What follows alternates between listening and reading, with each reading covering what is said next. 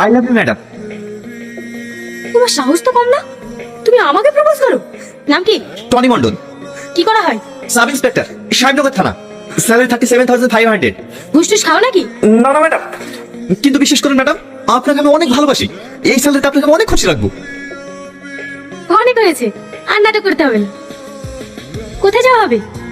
আরে তুমি বলে তুমি ভুলে গেছো আজকে তোমার ফ্ল্যাট দেখতে যাওয়ার কথা। ও দেখো আমি কত বোকা, আমি নিজে বলে আমি নিজেই ভুলে গেছি। চলো। এই রিক্সা দাও না, রিক্সা চালাতে পারিস না, রিক্সা নিয়ে আসিস কেন?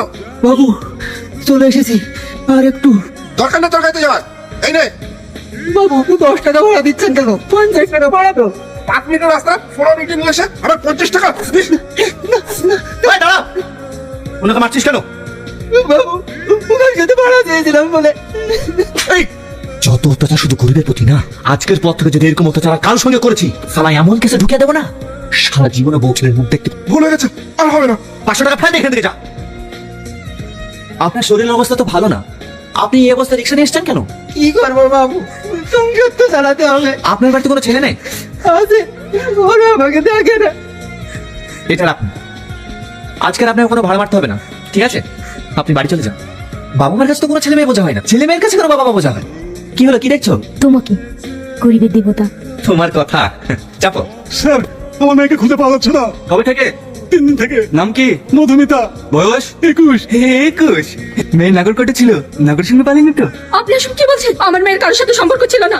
এই কথা প্রত্যেক বাবা মাই বলে, আবার কিছুদিন পরে মেয়ে এও এও বলে বাচ্চা নিয়ে ফিরে আসে। আমার মেয়ে ওরকম না স্যার, ও কল সেন্টারে কাজ করতো, প্রত্যেকদিন রাতে বাড়ি ফিরতো। রাত্রে? বুঝলেন শ্যামবাবু, জল্পনা চালা বড় চালা। এই কথা তো আপনার মুখ ফুটে বলতে পারে না। আমি শিওর আপনার মেয়ে ওই নাগর সঙ্গে ভেগেছে। কিছুদিন অপেক্ষা করে দেখুন, মেয়ে আপনি আপনি ফিরে আসবে। ছি, আমরা আপনি কত বড় থানায় এসেছি আর আপনি নোংরা নোংরা কথা বলছেন। আপনার রাগ হচ্ছে, যান এখান থেকে। বুঝলেন শ্যামবাবু, পীড়িত হচ্ছে বড় কঠিন জিনিস। এনজয় করবে ছেলে মেয়ে, আর কেঁদে বেড়াবে তার বাপ মা। আর যত জ্বালা শালা সব পুলিশের। ওরা কারা? সেই একই ঘটনা স্যার, মেয়ে ভেগে গেছে আর থানায় কমপ্লেন জানাতে এসে। ঠিক আছে, ওদের ডাকুন, বসুন।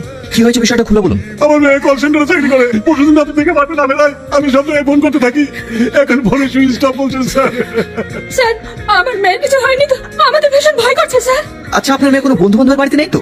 আমার মেয়ের কোনো বন্ধু নাই স্যার, এখন ছিল তাদের কাছে খোঁজ নিয়েছি, পাইনি। আমার আত্মীয় স্বজনের কাছে খোঁজ নিয়েও পাইনি।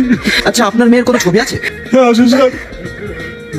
আপনারা কোনো টেনশন করবেন না, আমরা যত তাড়াতাড়ি পারি আপনার মেয়েকে খোঁজার চেষ্টা করবো। হ্যালো, কোথায় তুমি? এই তো থানাতে, জাস্ট 10 মিনিটস, আমি এক্ষুনি বেরোচ্ছি। আমি সে কখন থেকে দাঁড়িয়ে আছি, তোমার কোনো দায়িত্ব আছে? আর একটু শোনা, জাস্ট 10 মিনিটস, আমি এক্ষুনি বেরোচ্ছি।